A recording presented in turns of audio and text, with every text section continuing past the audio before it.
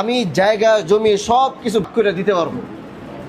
যার যার প্রাপ্য বাংলাদেশের আইন অনুযায়ী যে যতটুকু যার জায়গা যে যতটুকু প্রাপ্য আমি একদম পাই টু পাই সব কিছু সবাইরে বুঝায় আমি দিতে পারবো। কিন্তু ওই একই জায়গায় থাকার পরে একজন যখন আরেকজনের চেহারার দিকে তাকাবে না, একজন যখন আরেকজনকে দেখবে না, একজন যখন আরেকজনকে দেখলে গালাগালি করবে, একজন তখন আরেকজনকে দেখলে উল্টাপাল্টা বলবে, তাহলে আমার এই বিচার ব্যবস্থা এই বিচারটাকে এত কষ্ট করে এখানে বসায়া এই সময় এই সব কিছু হইল নষ্ট, এগুলো সব কিছু বৃথা যাবে। আপনারও আপনার দেবরদেরকে যে রেসপেক্ট যে সম্মানটা দেওয়া দরকার সেটা আপনার কাছ থেকে আসতে হবে। এবং আবার আপনাদেরকেও আপনার ভাইয়ের স্ত্রী হিসাবে, যেহেতু বড় ভাইয়ের স্ত্রী হিসাবে সে যতটুকু সম্মান পাওয়ার প্রাপ্য যোগ্য সেটা অবশ্যই এটা আপনাদেরকে দিতে হবে। দেখেন ভাই, ছোট্ট এই হায়াতের জিন্দেগিতে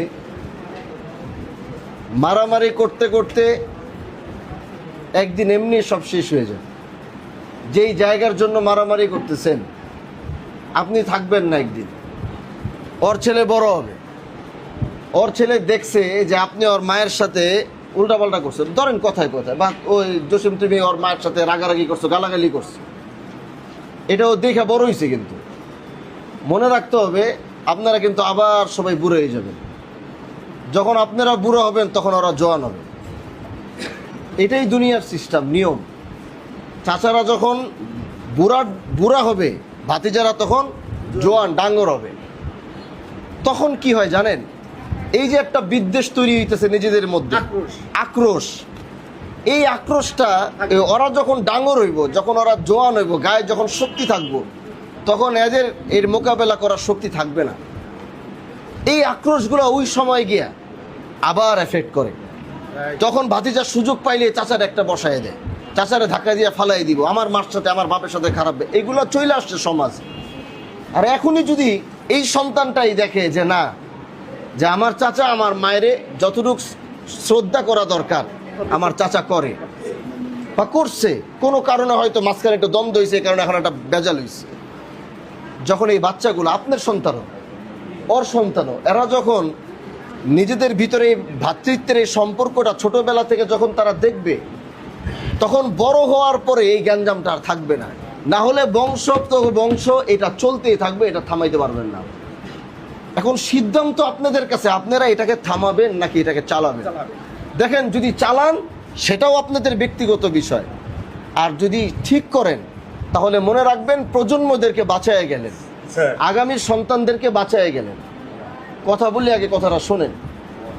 এখন আমি জায়গা জমির সমস্যা এটা সমাধান করতে 5 মিনিট লাগবে। আমি এখানে দাঁড়ায় থেকে আমি নিজের পক্ষে দাগ দিয়ে আই না, যারটা পুঙ্খানুপুঙ্খানুভাবে আমি বুঝাই দিয়ে দিব। যার যার জমি সে যে বেশি নিচে সে ছেড়ে দিবে, বেশি থাকলে যে কম নিচে আর বেশি করে নিবে, সব ঢুকে যার ছেড়ে দিব। কিন্তু এটা করার পরে যদি দুইজনের মধ্যে মিলেই দিতে না পারলাম, সব আক্রোশ যদি মাটির ভিতরে দাফন কইরা একটা নতুন সূর্য যদি উঠাইতে নাই পারলাম, তাহলে এই গ্যাঞ্জাম এই চলতেই থাকবে। আরেকটা কথা মনে রাখবেন, পারিবারিক গ্যাঞ্জামের ভিতরে তৃতীয় পক্ষ সবচেয়ে বড় শক্তি। আমি কথা বলি, আপনি কথা শোনেন। এই তৃতীয় পক্ষকে সুযোগটা আপনারাই দিয়েছেন, এটা বাইরের কেউ এসে দেয়নি। ঘরেরটা যখন ঘরেই থাকতো তাহলে এটা বাইরে যাইতো না। তারপরও মনে করেন বাইরে গেছে, তখনই এটা সুন্দরভাবে সমাধান করে ফেলা দরকার ছিল, এটাকে এত বড় করার উচিত ছিল। এখন আমার কথা হয়েছে জায়গা যার যারটা তাকে সুন্দরভাবে বুঝাই দিবে। কিন্তু আপনি বাচ্চাগুলা ছোট, বয়স আপনারও কম হয়নি। কত বছর হয়েছে?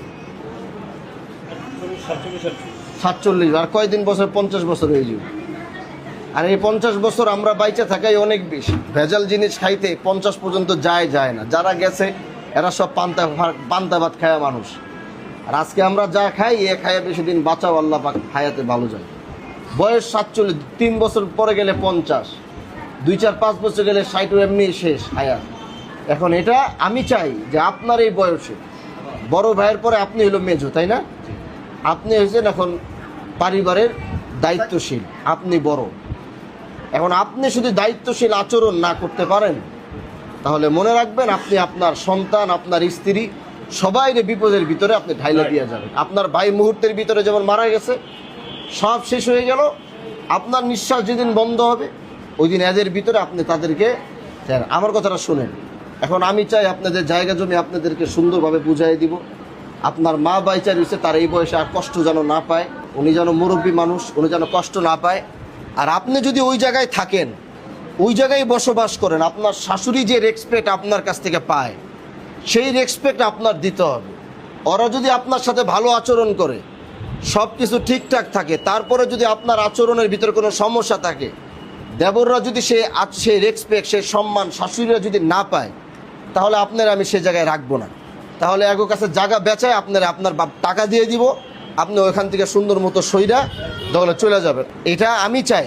আপনি একজন মহিলা, আপনার স্বামী নাই, ছেলেটা বড় হইতেছে, আপনিও তাদের সাথে গ্যাঞ্জাম কইরা বাইরের মানুষ নিয়ে বিচার আদি বসায়া আপনি বেশি দিন চলতে পারবেন না।